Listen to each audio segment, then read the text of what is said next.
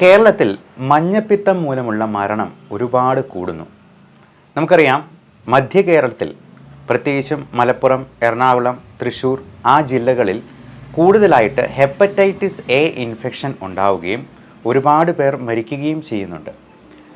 മരിച്ചില്ലെങ്കിൽ തന്നെ ഇതിൻ്റെ മഞ്ഞപ്പിത്തം മൂലമുണ്ടാകുന്ന പ്രശ്നങ്ങൾ, ലിവറിന് ഉണ്ടാക്കുന്ന ആഘാതങ്ങൾ ഒരുപാടുണ്ട്.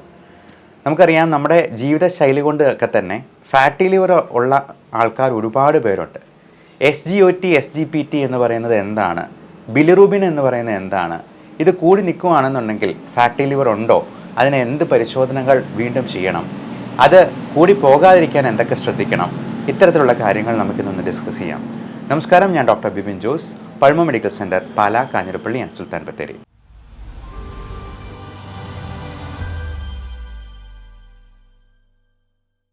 ഇന്നത്തെ വീഡിയോയിൽ SGOT, SGPT എന്ന് പറയുന്ന ലിവർ ടെസ്റ്റിനെ കുറിച്ച് എല്ലാ ഡീറ്റെയിൽസും നമുക്ക് പറയാം. ഈ SGOT, SGPT എന്ന് പറയുന്നത് ലിവർ എൻസൈംസ് ആണ്.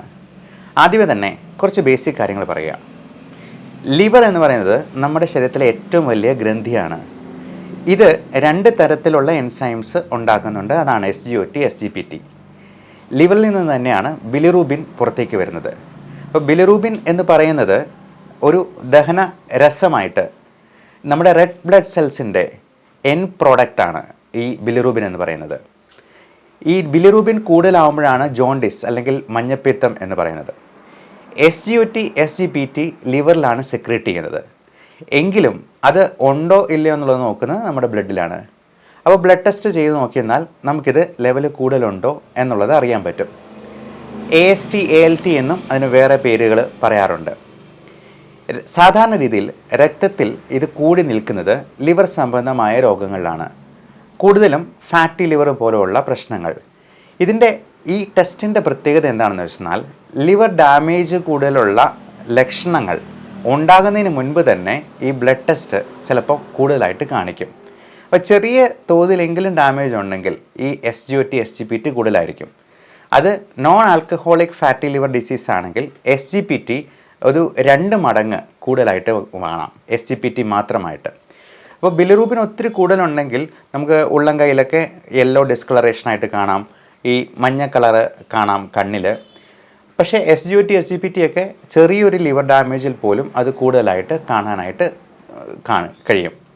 ഹെപ്പറ്റൈറ്റിസ് എന്ന് പറയുന്ന വൈറൽ ഇൻഫെക്ഷൻ കൂടുതലും അത് ജലജന്യമായ രോഗമാണ്. ഫുഡിലൂടെ നമ്മൾ പുറത്തുനിന്ന് ഭക്ഷണം കഴിക്കുമ്പോൾ, ഹോട്ടൽ ഫുഡ് കഴിക്കുമ്പോൾ, ഹോട്ടലിലെ ഗ്രേവി ഒഴിക്കുന്നതിൽ അവർ പച്ചവെള്ളം ചേർക്കുവാണെങ്കിൽ, തിളപ്പിച്ചതല്ലാത്ത വെള്ളം ചേർക്കുവാണെങ്കിൽ, ഈ ഗ്ലാസ് കഴുകുന്നത്, പാത്രം കഴുകുന്ന വെള്ളം ഇൻഫെക്റ്റഡ് ആണെങ്കിൽ ഒക്കെ ഈ ഹെപ്പറ്റൈറ്റിസ് എ പകരാം. അതുപോലെ ഫ്രഷ് ജ്യൂസ് ഒക്കെ കുടിക്കുമ്പോഴേക്കും നമ്മൾ വളരെ ശ്രദ്ധിക്കണം. അത് കിണറ്റിലെ വെള്ളമാണെങ്കിൽ പോലും തിളപ്പിച്ചാറിച്ച് കുടിക്കുന്നതാണ് നല്ലത്. കഴിവതും അത് ഫിൽറ്റർ ചെയ്ത്, ഇപ്പോൾ കിണറ്റിലെ വെള്ളമാണെങ്കിൽ അതിൽ എന്തെങ്കിലും കാഷ്ണം വീഴുവോ എലിമൂത്രം ഉണ്ടാവുകയോ ഒക്കെ ചെയ്തെന്നാലും നമുക്കറിയാൻ കഴിയില്ല. അത് ഫിൽറ്റർ ചെയ്ത് നല്ല തിളപ്പിച്ച് കുടിക്കുന്നതാണ് ഏറ്റവും അഭികാമ്യം. എന്നാൽ ഹെപ്പറ്റൈറ്റിസ് B, C എന്ന് പറയുന്നത് അത് ലൈംഗികമായിട്ടുള്ള ബന്ധത്തിലൂടെ, ബോഡി സെക്രീഷൻസിലൂടെ, സ്രവങ്ങളിലൂടെ ഒക്കെ ആണ് പകരുന്നത്. അപ്പോൾ ഹെപ്പറ്റൈറ്റിസ് B, Cക്കൊക്കെ വാക്സിനേഷൻസ് ഉണ്ട്. ഹെൽത്ത് വർക്കേഴ്സിനൊക്കെ എല്ലാവർക്കും ഹെപ്പറ്റൈറ്റിസ് B പകരും. അതിനുള്ള വാക്സിനേഷൻസ് കൊടുക്കുന്നുണ്ട്. കാരണം പകരാനുള്ള സാധ്യത കൂടുതലായതുകൊണ്ട്, ഇഞ്ചക്ഷനൊക്കെ എടുക്കുന്നവരായതുകൊണ്ട്. ഇത് HIV കൂടുതൽ ഇൻഫെക്റ്റീവ് ആയിട്ടുള്ളൊരു വൈറസാണ് ഹെപ്പറ്റൈറ്റിസ് B വൈറസ്. അത് HIV ഒക്കെ നമുക്ക് പ്രോപ്പറായിട്ടുള്ള ഒരു ബോഡി സെക്രീഷൻസുമായിട്ട് കോണ്ടാക്ട് വരണമെന്ന് വിചാരിക്കാം. പക്ഷേ ഹെപ്പറ്റൈറ്റിസ് B അതിനേക്കാൾ വേഗത്തിൽ സ്പ്രെഡ് ചെയ്യാനായിട്ടുള്ള സാധ്യതയുണ്ട്. അപ്പോൾ നമുക്ക് ലിവറിൻ്റേതായിട്ടുള്ള പ്രശ്നങ്ങളുണ്ടെങ്കിൽ, ഇപ്പോൾ പനി, വെയിറ്റ് കുറഞ്ഞു പോവുക, നമുക്ക് വിശപ്പില്ലായ്മ ഉണ്ടാവുക, വെയിറ്റ് കുറഞ്ഞു പോവുക, നമുക്ക് ചൊറിച്ചിലുണ്ടാവുക, ചിലപ്പോൾ ദേഹത്ത് എല്ലായിടത്തും ചൊറിച്ചിൽ, ഡിസ്കളറേഷൻ, യെല്ലോയിഷ് ആയിട്ടുള്ള മഞ്ഞ കളർ വരിക, കാലിൻ്റെ ഭാഗത്ത് നീര് വയ്ക്കുക, പിറ്റിംഗ് പീഡിലെഡിമ, നമ്മൾ തൊടുമ്പോഴത്തേക്കും അവിടെ കുഴിഞ്ഞു പോവുക, റെഡ് റാഷസ് ആയിട്ടുണ്ടാവുക, ഇതൊക്കെയാണ് ഇതിൻ്റെ ലിവർ ഡിസ്ഫങ്ഷൻ്റെ ലക്ഷണങ്ങൾ. SGPT എന്ന് പറയുന്നത് സെറം ഗ്ലൂട്ടമിക് പൈറുവിക് ട്രാൻസാമിനേസ് എന്നാണ്. എല്ലാ എൻസൈംസിൻ്റെയും അവസാനം ACE എന്നുള്ള ഒരു പേരുണ്ടാവും. അപ്പോൾ ALT, അലനിൻ ട്രാൻസാമിനേസ് എന്ന് പറയുന്ന, അത് ഇൻ്റർനാഷണൽ യൂണിറ്റ്സിൽ നോർമലി വരുന്നത് 56 വരെ, ഇൻ്റർനാഷണൽ യൂണിറ്റ്സ് വരെ ഇത് നോർമൽ റേഞ്ചാണ്. അപ്പോൾ ടെസ്റ്റ് ചെയ്യുന്ന ലാബിനനുസരിച്ച് അല്പസ്വല്പം അങ്ങോട്ടോ ഇങ്ങോട്ടോ മാറാം. അത് ഒരു 60-ന് മുകളിലുണ്ടെങ്കിൽ തീർച്ചയായിട്ടും SGPT എലവേറ്റഡ് ആണ് എന്നുള്ളതാണ് കാണിക്കുന്നത്. അപ്പോൾ എന്തെങ്കിലും ഇൻഫെക്ഷൻ കൊണ്ടോ പലതരത്തിലുള്ള ഇൻഫ്ലമേഷൻ കൊണ്ടോ നീർക്കെട്ട് കൊണ്ടോ ഫാറ്റി ലിവർ കൊണ്ടോ non alcoholic fatty liver disease എന്ന് പറയുന്ന നാഷ് അഥവാ നോൺ ആൽക്കഹോളിക് സ്റ്റേറ്റോ ഹെപ്പറ്റൈറ്റിസ് എന്ന അസുഖത്തിൻ്റെ തുടക്കമായിട്ടുണ്ടാകാം. മദ്യപിക്കുന്നവർക്കാണെങ്കിൽ വേറെ ഒരു കാരണം നോക്കണ്ട, ആൽക്കഹോളിക് ലിവർ ഡിസീസിൻ്റെ സ്റ്റാർട്ടിംഗ് ആയിട്ടോ അത് കാണാം. ലിവർ സിറോസിസ് ഉള്ളവർക്ക് ചിലപ്പോൾ 500 1000 ഒക്കെ ആയിട്ട് ഈ ലിവർ എൻസൈംസ് കൂടുന്നതായിട്ട് കാണാറുണ്ട്. എന്നാൽ ഒരു 100-ൽ താഴെയാണെങ്കിൽ അത് വലിയ കൂടുതലില്ല, റിവേഴ്സിബിൾ ആയിട്ടുള്ള ലിവർ ഡാമേജേ ഉള്ളൂ എന്നുള്ളത് നമുക്ക് മനസ്സിലാക്കാം. ഒബീസിറ്റി അതൊന്ന് കുറച്ചെന്നാൽ തന്നെ, നമുക്ക് വെയിറ്റ് ലോസ് ഉണ്ടായെന്നാൽ തന്നെ ഈ ഫാറ്റി ലിവർ കംപ്ലീറ്റ്ലി നമുക്ക് റിവേഴ്സ് ചെയ്ത് ഒരു കുഴപ്പവും ഇല്ലാത്ത സ്റ്റേജിലേക്ക് പോകാം. എന്നാൽ ഇത് grade 1, grade 2, grade 3 fatty liver കഴിഞ്ഞെന്നാൽ പിന്നെ അടുത്ത സ്റ്റേജിൽ ലിവർ സിറോസിസ് ആണ്. ഈ ലിവർ സിറോസിസിലേക്ക് എത്തിപ്പെട്ട് കഴിഞ്ഞാൽ ഇപ്പോൾ ഒരു ഹെൽത്തി ആയിട്ടിരിക്കുന്ന ഒരു തേങ്ങ ഉണങ്ങി പോകുമ്പോഴത്തേക്ക് എങ്ങനെ വരുമോ അതുപോലെ തന്നെ ലിവർ ഉണങ്ങിപ്പോവുകയാണ്, ചുരുങ്ങിപ്പോവുകയാണ് ചെയ്യുന്നത്. അപ്പോൾ അങ്ങനെ വന്നു കഴിഞ്ഞാൽ ഫൈബ്രോസിസ് ഉണ്ടാവുകയും വളരെ കട്ടി ഉണ്ടാവുകയും ഈ സ്കാറിങ് ഉണ്ടാവുകയും അത് ഫൈബ്രോ സ്കാനിലാണ് ഡിറ്റക്റ്റ് ചെയ്യുക. അപ്പോൾ അങ്ങനെ ഡിറ്റക്റ്റ് ചെയ്യുമ്പോഴത്തേക്കും നമുക്ക് ലിവർ സിറോസിസ് എന്ന സ്റ്റേജ് വന്നു കഴിഞ്ഞാൽ ഒരു തരത്തിലും അത് തിരിച്ച് കൊണ്ടുവരാൻ പറ്റില്ല. അങ്ങനെയുള്ളപ്പോൾ ലിവർ ട്രാൻസ്പ്ലാന്റേഷൻ പോലുള്ള മാർഗ്ഗങ്ങളിലേക്ക് പോകേണ്ടതായിട്ട് വരും. ഇനി ഇതിൻ്റെ അടുത്ത സ്റ്റേജാണ് HCC, ഹെപ്പാറ്റോ സെല്ലുലാർ കാർസിനോമ എന്ന് പറയുന്നത്. എനിക്ക് ഫാറ്റി ലിവർ ഗ്രേഡ് 1 to 2 ഉണ്ടായിരുന്നു. പക്ഷേ എൻ്റെ വെയിറ്റ് ഞാൻ 5 കിലോയോളം കുറച്ചു. 10% ബോഡി വെയ്റ്റ് റിഡക്ഷൻ കൊണ്ട് തന്നെ നമുക്ക് വേറൊരു തരത്തിലുള്ള മരുന്നുമില്ലാതെ നമുക്കിത് പൂർണ്ണമായിട്ട് റിവേഴ്സ് ചെയ്യാം. എൻ്റെ യൂട്യൂബ് ചാനലിൽ തന്നെ പല വീഡിയോസും നിങ്ങൾക്ക് കാണാൻ കഴിയും. ഫാറ്റി ലിവറുള്ള ആളുകൾ ഗ്രേഡ് 2, ഗ്രേഡ് 3 ഫാറ്റി ലിവറുള്ള ആളുകൾക്ക് പോലും പൂർണ്ണമായിട്ടും റിവേഴ്സ് ചെയ്തിട്ടുള്ളതായിട്ട്. അപ്പോൾ ഈ വെയിറ്റ് റിഡക്ഷന് നമ്മളെ ഹെൽപ്പ് ചെയ്യുന്ന ഒരുപാട് തരത്തിലുള്ള സപ്ലിമെൻറ്റ്സ് ഉണ്ട്, മരുന്നുകളുണ്ട്. ഇതിൽ മെയിനായിട്ട് 3 സപ്ലിമെൻറ്റ്സ് ആണ് എടുക്കേണ്ടത്. Vitamin E, omega-3 fatty acids, vitamin D3. അതുപോലെ വെയിറ്റ് കുറയ്ക്കാൻ സഹായിക്കുന്ന ഇപ്പോൾ പലപ്പോഴും പ്രമേഹത്തിന് ഉപയോഗിക്കുന്നതായിട്ടുള്ള മരുന്നുകളായിട്ടുള്ള മെറ്റ്ഫോമിൻ, ഗ്ലിമിപ്രൈഡ്, പയോഗ്ലിറ്റിസോൺ തുടങ്ങിയ മരുന്നുകളും ചിലപ്പോൾ ഇതിന് കൊടുക്കാറുണ്ട്. ഇതിലേറ്റവും ഹെൽപ്പ് ചെയ്യുന്നത് മെറ്റ്ഫോമിനും പയോഗ്ലിറ്റസോണുമാണ്. അത് നമുക്ക് ഷുഗർ പെട്ടെന്ന് കുറച്ച് കളയുകയല്ല ചെയ്യുന്നത്, നമുക്ക് ഈ ഫാറ്റി ലിവർ കുറയ്ക്കാനായിട്ട് അത് ഹെൽപ്പ് ചെയ്യും. പലതരത്തിലുള്ള ഓട്ടോ ഇമ്മ്യൂൺ അസുഖങ്ങളിൽ ചിലപ്പോൾ ഫാറ്റി ലിവറും SGPT കൂടുതലായിട്ട് വരും. അബ്ഡോമിനൽ ഇൻഫെക്ഷൻസ് ഉണ്ടെന്നുണ്ടെങ്കിൽ ഇങ്ങനെ വരും.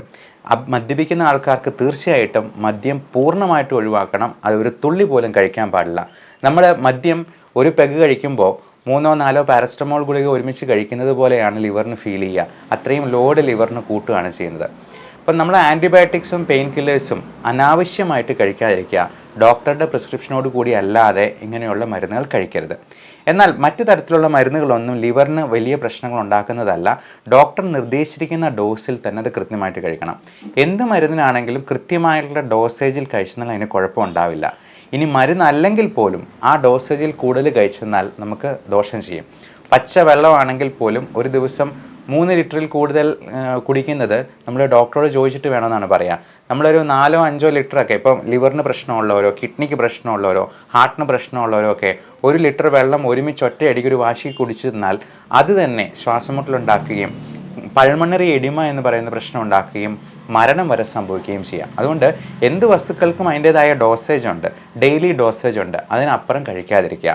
അത് മരുന്നാണെങ്കിലും ആൻറ്റിബയോട്ടിക് ആണെങ്കിലും പെയിൻ കില്ലർ ആണെങ്കിലും ഒക്കെ. ഇതെല്ലാം നമുക്ക് ലിവറിനും കിഡ്നിക്കും ഒക്കെ ദോഷം ചെയ്യാൻ സാധ്യതയുള്ളതാണ്. ഇനി SGOT എന്ന് പറയുന്നത് സിറം ഗ്ലൂട്ടാമിക് ഓക്സലോ അസറ്റിക് ട്രാൻസാമിനേസ് എന്നാണ്. ഇത് വേറൊരു തരത്തിലുള്ള എൻസൈമാണ്. ഇതിന് മറ്റൊരു പേരോടും കൂടിയുണ്ട്, AST, aspartate amino transferase. SGOT SGPT തമ്മിലുള്ള വ്യത്യാസം എന്നാന്ന് വെച്ചെന്നാൽ ഇത് ലിവർ സ്പെസിഫിക് ആയിട്ട് പറയുന്നത് കുറച്ചുകൂടി SGPT ആണ്.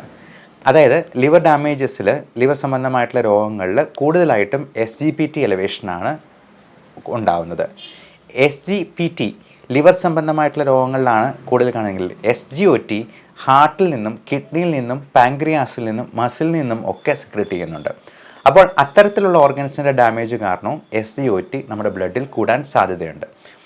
അപ്പോൾ SGPT മാത്രമായിട്ടാണെങ്കിലും നോക്കിയെന്നാൽ നമുക്ക് ലിവർ ഡാമേജ് ഉണ്ടോ എന്ന് അറിയാൻ പറ്റും. ഇപ്പോൾ LFT ചെയ്തിട്ട് അതിൽ SGPT നോർമലും SGOT കൂടുതലും കാണുന്നുണ്ടെങ്കിൽ മറ്റ് തരത്തിലുള്ള കാരണങ്ങളാണ് നോക്കേണ്ടത്. അതായത് ഹാർട്ടിന് കിഡ്നിക്ക് പ്രശ്നമുണ്ടവർക്ക് ഹാർട്ട് ഫെയിലർ ഉണ്ടോ എന്നുള്ളത്, പാങ്ക്രിയാറ്റൈറ്റിസ് ഉണ്ടോ എന്നുള്ളത്. ഇപ്പം പാങ്ക്രിയാസ് ഗ്രന്ഥിക്കൊക്കെ വീക്കം ഉണ്ടായി, അതിന് ഇൻഫെക്ഷൻ ഉണ്ടെന്നുണ്ടെങ്കിൽ SGOT മാത്രമായിട്ട് കൂടുതലിരിക്കാം. അതിൻ്റെ നോർമൽ വാല്യൂ എന്ന് പറയുന്നത് 8 മുതൽ 48 വരെയുള്ള ഇൻ്റർനാഷണൽ യൂണിറ്റ്സ് ആണ്. ലാബിൻ്റെ ആ നോർമൽ റേഞ്ച് ചിലപ്പോൾ സ്വല്പം അങ്ങോട്ടും ഇങ്ങോട്ടും ഒക്കെ മാറാം, റിയേജൻറ്റിൻ്റെ വ്യത്യാസത്തിലോ മെഷീനിലോ ടെക്നോളജിയിലോ ഉള്ള വ്യത്യാസം കൊണ്ട്. അപ്പോൾ ഹെപ്പറ്റൈറ്റിസിലും സിറോസിസിലും ഒക്കെ SGOTയും കൂടാം. ഇൻഫെക്ഷസ് മോണോന്യൂക്ലിയോസിസ് IMN എന്ന് പറയുന്ന ഇൻഫെക്ഷനിൽ അത് കൂടാം. നോൺ സ്പെസിഫിക് ആയിട്ടുള്ള ലിവറിൻ്റെ അല്ലാത്ത പ്രശ്നങ്ങൾ കൊണ്ട്, ഹാർട്ട് പ്രോബ്ലംസ് കൊണ്ടോ പാങ്ക്രിയാറ്റൈറ്റിസ് കൊണ്ടോ ഒക്കെ SGOT കൂടുതലാകാവുന്നതാണ്. ഇത്തരത്തിലുള്ള ലിവർ ഡാമേജുകൾ ഉണ്ടാകാതിരിക്കാനായിട്ട് നമ്മൾ പ്രത്യേകമായിട്ടും വാക്സിനേഷൻസ് എടുക്കുക. ഹെപ്പറ്റൈറ്റിസ് B, C എന്നുള്ള വാക്സിനേഷൻ കൃത്യമായിട്ട് എടുക്കുന്നത് വഴി ആ ഇൻഫെക്ഷനെ നമുക്ക് കൺട്രോൾ ചെയ്യാനായിട്ട് പറ്റും. അതുപോലെ ആസ്പിരിൻ പോലുള്ള മരുന്നുകൾ സ്ഥിരമായി കഴിക്കുന്നവർക്ക് SGOT കൂടുതലുണ്ടാകാം. എന്ത് കാരണം കൊണ്ടാണ് SGPT അല്ലെങ്കിൽ SGOT കൂടുതൽ ഉള്ളത് എന്നുള്ളത് നോക്കിയിട്ട് വേണം നമ്മൾ അതിനെ ട്രീറ്റ് ചെയ്യാനായിട്ട്. അപ്പോൾ ഇതിനൊരു ചെറിയ ടെക്നിക്കും കൂടെയുണ്ട്. എത്ര തവണയാണ് നിങ്ങളുടെ നോർമൽ റേഞ്ചിൽ നിന്നും കൂടുതലായിട്ടുള്ളത്? ഇപ്പോൾ SGPT 2 മടങ്ങിൽ കൂടുതൽ, 3 മടങ്ങിൽ കൂടുതലൊക്കെ ഉണ്ടെന്നുണ്ടെങ്കിൽ അത് ഫാറ്റി ലിവർ കൊണ്ടുള്ള പ്രശ്നങ്ങളായിരിക്കാം എന്നുള്ളത് നമുക്ക് ഏകദേശം അനുമാനിക്കാം. അപ്പോൾ അതിനുശേഷം നമ്മൾ ഫൈബ്രോ സ്കാൻ പോലുള്ള മറ്റ് ടെസ്റ്റുകൾ പറഞ്ഞേക്കാം. അൾട്രാസൗണ്ട് സ്കാൻ, അബ്ഡോമൻ്റെ വയറിൻ്റെ സ്കാൻ കൊണ്ട് ഏകദേശം അതിൻ്റെ ഗ്രേഡിങ് മനസ്സിലാക്കാം. കൃത്യമായിട്ട് ലിവറിൻ്റെ ഫൈബ്രോസിസ് നമുക്ക് മനസ്സിലാക്കാൻ ഫൈബ്രോ സ്കാൻ തന്നെ വേണം. ഇൻഫെക്ഷൻസ് പോലുള്ള അസുഖങ്ങൾ, ഇപ്പം ഡെങ്കി ഫീവർ ആണെന്നുണ്ടെങ്കിലും ഇതിങ്ങനെ കൂടാം. ഓട്ടോ ഇമ്മ്യൂൺ ഡിസീസസിൽ കൂടാം, അതായത് നമ്മുടെ ഇമ്മ്യൂണിറ്റി തന്നെ നമുക്കെതിരെ തിരിയുന്ന പ്രതിഭാസം. ഇങ്ങനെയുള്ള സംഭവങ്ങളിലുമൊക്കെ ഇത്തരത്തിലുള്ള എലവേഷൻ ഉണ്ടാകാം. അപ്പോൾ ഇതിൻ്റെ കാരണങ്ങൾ കൃത്യമായി കണ്ടെത്തി അത് ട്രീറ്റ് ചെയ്യുകയാണ് വേണ്ടത്. നമ്മുടെ ലിവർ ചെറിയ അപകടത്തിലാണെങ്കിൽ പോലും അതിനെ നമ്മൾ കറക്റ്റ് ലൈഫ് സ്റ്റൈലിലൂടെ തിരിച്ചു കൊണ്ടുവന്നില്ലെങ്കിൽ അത് ഇങ്ങനെയുള്ള എന്തെങ്കിലും ഇൻഫെക്ഷൻസ് വരുമ്പോൾ, ഹെപ്പറ്റൈറ്റിസ് A ഒക്കെ ആർക്ക് വേണമെങ്കിലും എപ്പോൾ വേണമെങ്കിലും വരാം. കാരണം പുറത്തുനിന്ന് ഒരു ഗ്ലാസ് വെള്ളം പോലും കുടിക്കാത്തവരായിട്ട് ആരും ഉണ്ടാകത്തില്ല. നമ്മൾ എപ്പോഴും തിളപ്പിച്ചിട്ട് തന്നെ കുടിക്കണമെന്നില്ല. ഇപ്പോൾ പാത്രം കഴുകുന്ന വെള്ളത്തിൽ നിന്ന് പോലും ഈ ഇൻഫെക്ഷൻ വരാമെന്നുള്ളത് കൊണ്ട് നമ്മൾ liver disease, fatty liver grade 1 ആണെങ്കിൽ പോലും അതിന് കൃത്യമായ സപ്ലിമെൻറ്റ്സ് എടുത്ത് ലൈഫ് സ്റ്റൈൽ ചേഞ്ചസ് കൊണ്ടുവന്ന് വെയിറ്റ് നമ്മൾ കറക്റ്റ് BMIയിൽ മെയിൻറ്റെയിൻ ചെയ്തുകൊണ്ട് തന്നെ ലിവറിനെ പ്രൊട്ടക്റ്റ് ചെയ്ത് നിർത്തിയില്ലെങ്കിൽ അത് നമുക്ക് പണി തരും എന്നുള്ളതിൽ സംശയമില്ല. അപ്പോൾ എല്ലാവർക്കും നല്ല ആരോഗ്യം ആശംസിക്കുന്നു. Love and regards, doctor Bipin Jose, pulmo medical centre, Pala, Kanjirappally and Sulthan Bathery.